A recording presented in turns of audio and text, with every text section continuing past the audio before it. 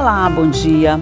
A questão dos povos indígenas, quanto mais a gente fala, mais tem o que falar. Nós já falamos aqui na semana passada a respeito desse assunto, quando foi realizada a Semana dos Povos Indígenas, mas a gente tem sempre novos assuntos. E é por isso que hoje a gente trouxe talvez a nossa maior representante internacional das causas indígenas, que é a Sônia Guajajara, que veio aqui conversar com a gente sobre esses recentes conflitos no Maranhão e o que ele representa para a conjuntura internacional. Sônia, bom dia. Olá, bom dia. Seja muito bem-vinda ao nosso programa. Obrigada. A gente teve aqui a Semana dos Povos Indígenas, onde essa questão foi discutida de uma forma, vamos dizer assim, generalizada. Mas se tu pudesse citar, assim, uma situação mais específica, o que hoje preocupa mais os indígenas? Olha, o Maranhão hoje enfrenta, assim, uma situação de violência muito grande, né, sofrida pelos indígenas. Acho que a impunidade que é dada a esses casos, essas situações, faz com que os conflitos e a violência aumente, né?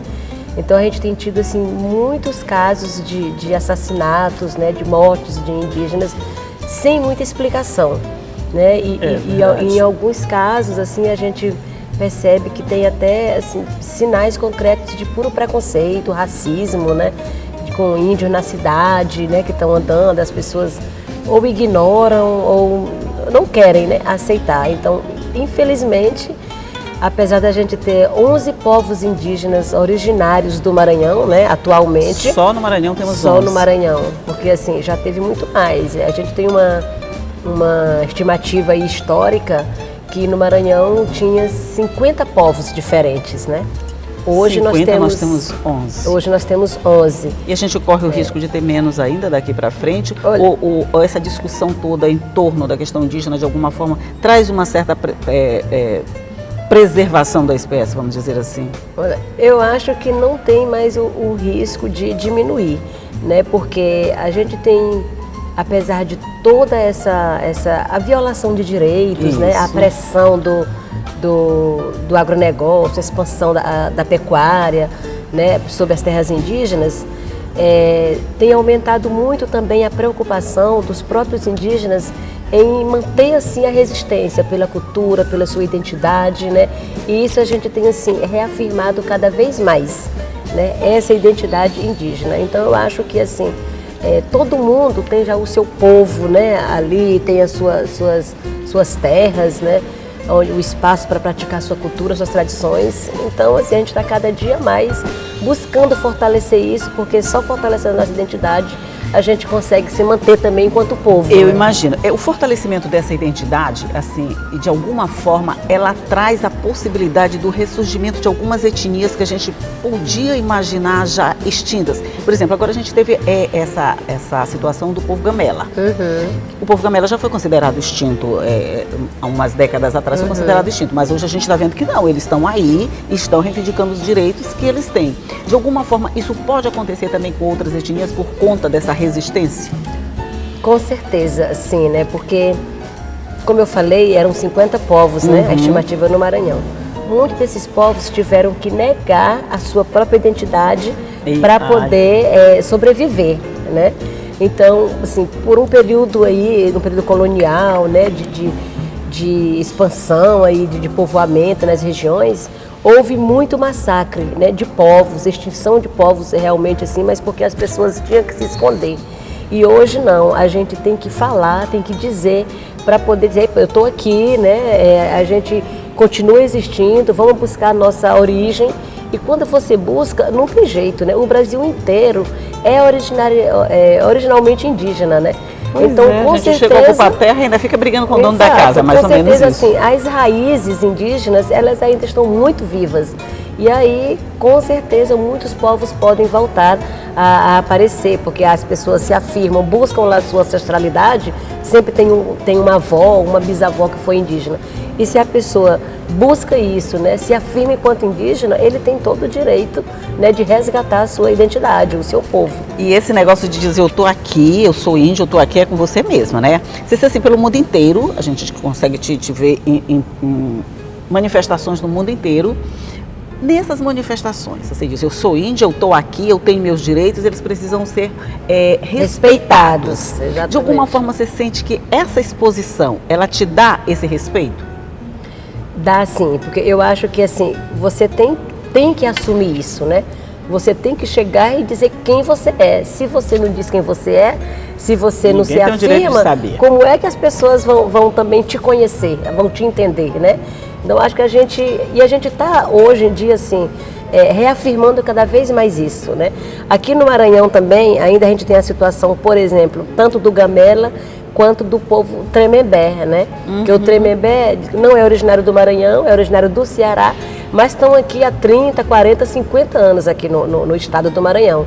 Então, essa geração já pertence ao Maranhão e eles buscam esse reconhecimento étnico e também o reconhecimento do seu território. Isso, né? É o que dá mais problema, Sônia? Esse reconhecimento da área, do território, do local que eles precisam ter. Isso é a coisa mais complicada nesse processo todo? Olha, é complicado porque há uma negação aí do direito territorial por parte do Estado brasileiro como um todo, né? Porque os povos indígenas, a vida inteira, milenarmente, aí, viveu do território, dos recursos naturais do território. Se você não tem isso, né, você não tem como manter o seu modo de vida. Você não tem como praticar ali as suas tradições, a sua cultura. Então, você, assim, obrigatoriamente tem que ter o seu espaço, tem que ter o seu território para poder continuar sendo o que é, né? Para poder continuar sendo indígena. Porque você está na cidade, você pode ser indígena, né? Eu posso ir na cidade, mas a minha raiz, para poder manter o meu modo de vida, eu tenho que ter aquele espaço cultural e tudo para poder a gente porque como é que você vai para a cidade, você não tem espaço, não tem nada, como é que você vai praticar as suas tradições e seus rituais? E o povo indígena, os povos indígenas são caracteristicamente cheios de rituais, cheios de tradições que precisam ser preservadas. Por exemplo, a gente pega esse caso de Viana. Acho que ela é uma situação tão complicada porque eles estão lá há tanto tempo que eles acabaram se confundindo com os não índios. Quando eles começam a reivindicar aquela área, eles dizem, não, mas vocês não são índios, vocês estão aqui há muito tempo. De alguma forma, eles podem perder essa identidade por essa convivência muito grande com os brancos, vamos dizer assim, e com isso perder também a capacidade de luta por um território próprio deles?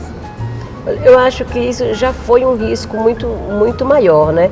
Hoje não, se a pessoa tem essa autoafirmação, né, sabe da sua origem e mesmo dentro do meio do contexto urbano, ele continua lutando pela retomada do seu território, né? Ele tem que saber de onde é que vem a sua origem, qual que era o território ancestral aí do seu povo. E aí ele volta a buscar, a fazer essa luta, né, pela retomada do seu território. Então aqui nós temos o povo Crenhê também, que é um povo que não tem ainda o seu território. Hoje eles lutam pela aquisição do território Crenhê, né?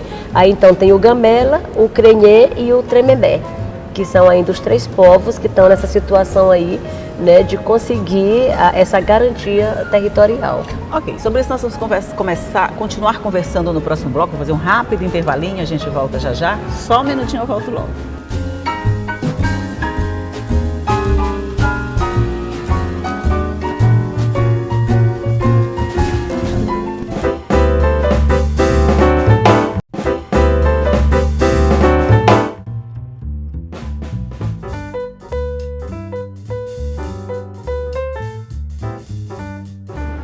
Estamos de volta aqui para continuar nossa conversa com a Sônia Guajajara sobre essas questões indígenas, e a gente estava falando na retomada desses territórios, que está sendo um processo muito complicado e complicado mesmo no sentido da violência, como você falou. Existe a possibilidade, na tua opinião, Sônia, de que aqueles conflitos que registraram lá em Viana, eles possam ocorrer em outras partes por conta dessa retomada de territórios, por conta dessa briga pela identidade territorial também? Nossa, isso já acontece no Brasil inteiro, né? Porque assim, essa disputa territorial hoje tem aumentado muito, inclusive por conta a conjuntura política, né? Então, a gente tem várias medidas tramitando no próprio Congresso Nacional que tenta rever esse direito, né, territorial dos povos indígenas, que apesar de ser um direito já constitucional, né, está escrito na Constituição o direito à terra, né, inclusive a Constituição estabeleceu um período para os territórios indígenas serem regularizados, né, mas isso assim, ao invés de avançar, paralisou. Né? Então, assim, por exemplo, no Mato Grosso do Sul, tem conflitos todos os dias com o Guarani Kaiowá. Né? Então, além deles terem o seu território negado, eles ainda também são violentados diariamente, são assassinados diariamente, né? Por conta dessa pressão aí dos fazendeiros, né? E principalmente esses setores do agronegócio. Madeireiros são os inimigos número 1 mesmo dos povos indígenas? Aqui no Maranhão, sim. No Maranhão, sim. Porque, assim, cada estado ou cada região do país tem um tipo de pressão, né? E aqui no Maranhão, a pressão maior que a gente enfrenta é essa questão da exploração ilegal da madeira, né? Sim. Principalmente. E aí isso faz com que no próprio município assim tenha esse conflito, né, entre os indígenas e esses setores aí madeireiros. Quer dizer, cada pedaço do país, vamos dizer, tem uma particularidade, tem um conflito diferenciado. Aqui nós temos as madeireiras. Né? Mas aí quando a gente vê assim, por exemplo, os Guajajaras, que são o povo em maior número no Maranhão, quando eu tive a impressão de que eles são mais organizados no sentido de já terem uma identidade, conseguiram resgatar essa identidade, conseguem manter essas tradições, conseguem fazer seus rituais, suas coisas. É isso mesmo? Os Guajajaras já conseguiram dar um passo à frente nessa briga pela identidade cultural e territorial? Olha, eu acho que não é nem uma questão de dar um passo à frente, né? Porque assim, Guajajara é o povo mais numeroso do estado, isso. Então pode ser o que tenha mais visibilidade, né? Mas os outros povos também mantêm muito fortemente a sua cultura, as suas festas, os seus rituais, né? Cricati tem fortemente a sua cultura, o gavião, o povo Capó, né, que é assim de mais recente contato, o povo Auá, que aqui mais para o norte também, né, mantém muito forte todos os seus rituais, cantos, danças, línguas. Talvez porque a visibilidade do Guajajara que é maior por causa... O povo Canela também mantém fortemente lá, né, então eles são um número menor de pessoas, mas que tem, assim, uma cultura muito forte e muito viva. Estou querendo conhecer os Canelas agora. Já conheci os Guajajaras com aquela festa... Oi, desculpa. Com aquela festa bonita que a gente acompanhou lá. Agora eu quero ver o povo Canela. Não é o Gamela, o Canela, né? Canela, eles são um povo mais numeroso que os Gamelas? Sim. Eles têm um território também já reconhecido, apesar de que eu falei aqui das ameaças pela conjuntura política, né, do Congresso Nacional, por exemplo, que são as medidas legislativas, mas tem também hoje uma situação pelo próprio judiciário que está sendo adotada recentemente, que é a história do marco temporal.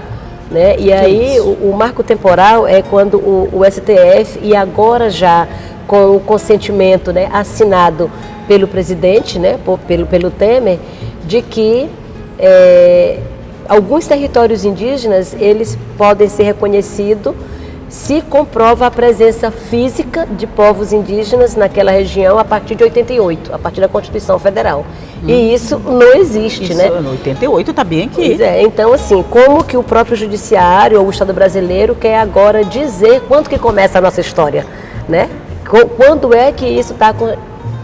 Mas não existe 88. Isso, né? Então, e aí, por conta já desse parecer, dessa interpretação do Judiciário, nós tivemos aí já uma anulação por parte do STF de uma terra indígena do povo Canela, que é aqui a terra indígena Porquinhos, aqui mesmo no município de Fernando Falcão, entendeu? Então foram 3 casos que o STF já anulou, né? Que quer foi dizer, onde aqui... não tem a comprovação da presença física, pode ser anulado o processo de regularização do território.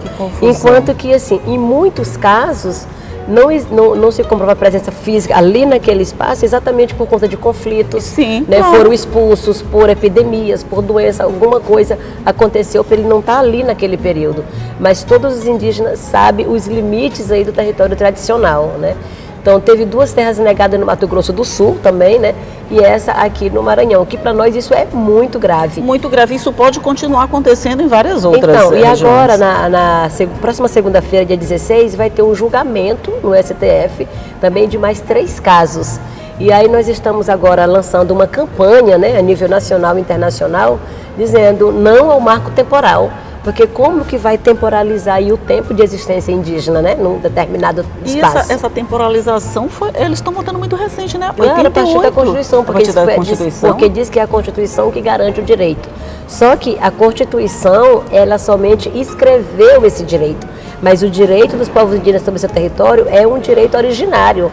Quem era que estava aqui? Quando né? Pedro Álvares Cabral chegou direito originário, aqui, né? A gente tem o direito originário sobre os territórios, né? É verdade. O pior é que isso pode acontecer com muitos outros casos que estão nesse processo, né? Muito perigoso, né? E essa conjuntura que a gente está vivendo hoje, muito adversa aos direitos sociais, né? Aos direitos do povo, então, assim, é um risco muito grande. Precisa de uma mobilização muito grande para reverter, né, essa situação.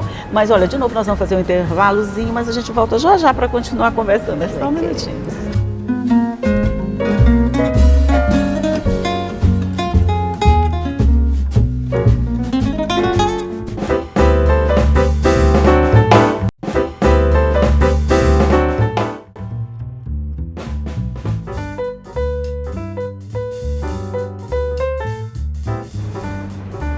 Chegamos no nosso último bloco de conversa aqui com a Sônia sobre todos esses problemas dos povos indígenas. A gente estava falando na possibilidade da perda de territórios de muitos povos indígenas, né? Mas e a repercussão internacional disso, Sônia? Você está sempre levando para fora do país, em vários outros países, essa questão, essas possibilidades, os problemas que acontecem aqui. Até que ponto essa visibilidade internacional pode influenciar nesse processo aqui? Olha, pode ajudar sim, porque o governo brasileiro, ele não se preocupa muito com a pressão nacional que a gente faz. Parece que acomodou, não liga muito, mas quando a gente leva essa questão para fora do país, né, para outras instâncias, a gente percebe que há sempre assim um medo do constrangimento internacional, né? Então nós temos já buscado ocupar vários espaços internacionais, como a própria ONU, né, as Nações Unidas, né, a OEA, a gente já levou denúncias de vários casos, tanto de violação de direitos quanto da falta de consulta, né? Porque, por exemplo, uma das maiores ameaças também na Amazônia brasileira como um todo é agora a instalação dos grandes empreendimentos, né? Ou dentro ou no entorno das terras indígenas. Então, é o aumento das hidrelétricas que tem afetado diretamente a vida dos povos indígenas, né? É a construção de estradas, a duplicação de ferrovias, né? E agora, assim, com muita preocupação também, a volta do garimpo, né? Porque agora o Congresso Nacional também está discutindo aí a regularização da mineração em terras indígenas. Tem um projeto de lei que tramita lá, né? Que é sob aí a responsabilidade do Romero Jucá, que é para poder permitir a exploração mineral em terras indígenas. E aí a gente sabe que isso daí também é mais uma situação grave. Só aumentam, né? As ameaças, na verdade, né? Essa chamada internacional, de alguma forma, você vê a possibilidade de reversão dessas situações? Olha, a gente tenta todas as formas, né? Porque a gente continua fazendo a mobilização local, nacional e internacional. E nós temos feito com que vários países tenham adotado cartas ou recomendações ao Estado brasileiro, como por exemplo, esse ano foi o ano de apresentação do Brasil, do relatório do Brasil na ONU, né, que é o relatório periódico universal, que chama. E nós acompanhamos muito de perto e fizemos um relatório paralelo. E aí levantamos todas as questões de violações, né, dos povos indígenas em relação à educação, à saúde, aos órgãos oficiais, como a FUNAI e a própria CESAI, né, o enfraquecimento desses órgãos. Enfraquecimento, verdade. Então a gente levou muito essas situações para fora e fizemos a sensibilização também dos países que iam analisar esses relatórios. E aí foram acho que 95 países, não lembro exatamente o número agora, mas foi o maior número de países que se manifestou, né, até agora, apresentando recomendações ao país. Então, sobre a questão indígena, a gente teve mais de 30 manifestos, né, pedido de recomendação em relação ao fortalecimento da FUNAI, ao fortalecimento da CESAI. A FUNAI está tudo completamente... A FUNAI está totalmente defasada, sucateada, e agora na mão de um general, que não entende nada sobre indígena e muito menos sobre direitos indígenas, né? E aí está aí. E agora colocando pessoas aí que não tem nada a ver com a política indigenista, sabe? Agora, falando contigo, a gente falou no comecinho logo sobre a questão do preconceito. Conversando contigo, a gente falou, Manja, que fala bem, que é articulada, que é politizada. A gente esteve lá na Lagoa Quieta, lá na sua aldeia, como dissemos também a Cari, que é outra índia bem. Esse tipo de, vamos dizer, ascensão cultural, quando você... Mas índio é assim, índio fala assim, índio... Vocês não enfrentam esse tipo de preconceito? Demais. Todo dia. Você é acostumado com o índio que anda nu, com o índio que quando a gente encontra assim, não reconhece como índio? Porque o pior, assim, preconceito, eu acho que é esse, né? Você negar a mudança ou a inserção de outros costumes na pessoa, né? Então, quando muita gente olha pra gente, conversa e diz, você não é mais índia, você não é mais índia, você não está na aldeia, você não está, né? Você está vivendo muito na cidade, ou você já está usando o celular, por exemplo, sabe? Então, eu acho que ninguém não deixa de ser o que é pelo fato de inserir novos conhecimentos aí a sua vida, os seus costumes. Então, isso, assim, eu acho que é um tipo de preconceito ainda muito maior que a gente enfrenta, né? Mas fora, vocês enfrentam esse preconceito ou isso acontece mais aqui dentro? Acontece mais no Brasil, muito mais aqui no Brasil. Para fora do Brasil, a gente fala, assim, naturalmente, o povo gosta de ouvir, entende e acha que é um avanço, né? A gente está hoje isso é encarado como um avanço levando lá fora. A própria voz, né? Assim, não terceirizando ou não tendo porta-vozes. Né? A gente levar a nossa própria voz. Isso quer dizer, quando você chega num país, né? Você mesmo, uma índia, falando a respeito das causas indígenas, você é valorizada por estar ali falando aqui. Quando você chega no Brasil, que você usa essa mesma coisa, usa a sua voz para fazer suas reivindicações, você é encarada como alguém que deixou de ser índia e já está sempre causa muita surpresa, sabe? Sempre causa muita surpresa, isso, assim. Né? Mas para nós, assim, é muito natural isso, né? Muitos indígenas hoje no Brasil estão cursando ensino superior, né? Muitos já formados. E claro, a gente precisa de todos os tipos, né, de conhecimentos para poder fortalecer a luta, né?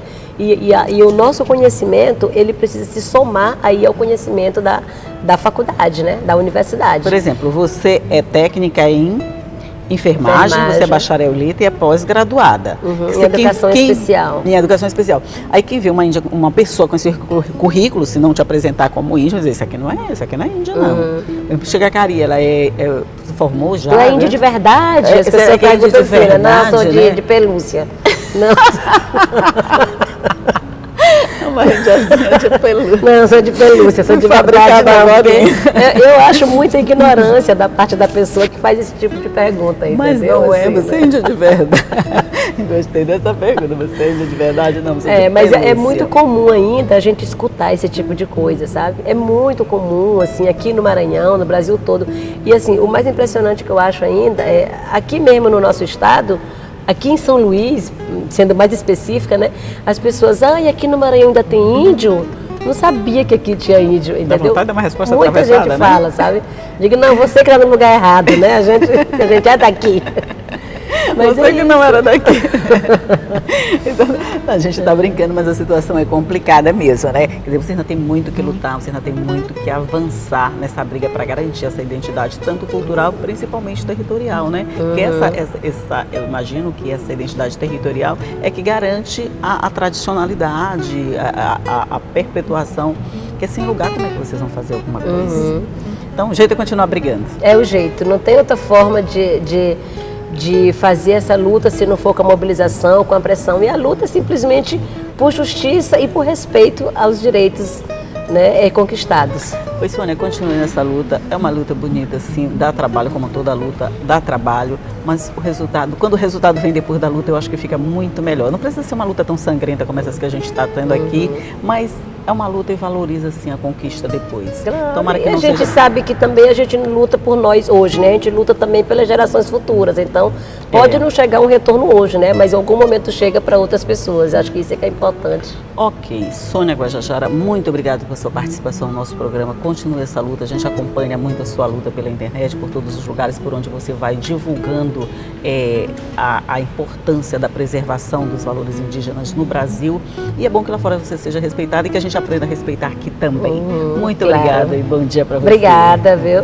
De bom, obrigada. E você já sabe, tudo isso que a gente conversou aqui, eu e a Sônia, fica à sua disposição no nosso site, que é o al.ma.leg.br, também nas nossas redes sociais, você pode acessar qualquer uma delas e você vai ter acesso a tudo isso que a gente conversa aqui.